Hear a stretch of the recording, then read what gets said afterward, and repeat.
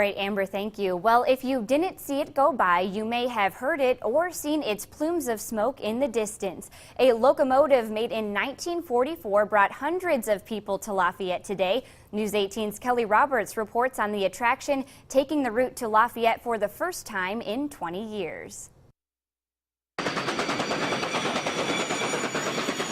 Kind of exciting. We've got one like this in our backyard. We're all in the trains a little bit, but pretty much pleasing him. This is for his birthday. We come from St. Louis, so we drove all the way from St. Louis up here. We enjoy trains.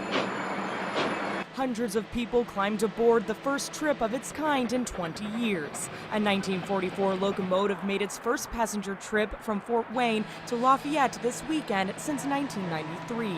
And its stop in Lafayette is fitting. This locomotive is number 765. 765 is an S2 class Berkshire built by Lima Locomotive Works in 1944.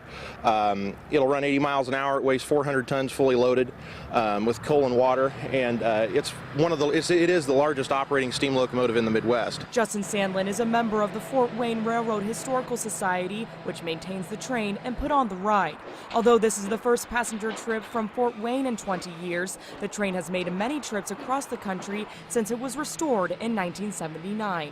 Although people had to wait a while for the route, passengers said it was worth it. The ride is really, really cool. We are back in one of the dome cars, so we are really high up above everybody, and we've got the big glass windows. As a child, I grew up with the Wabash Cannonball. We used to stop in Lafayette all the time. So I rode that many, many years. After a 2.5-hour layover in Lafayette, the 765 departed for its trip back to Fort Wayne. This is part of American history. Reporting in Lafayette, Kelly Roberts, News 18.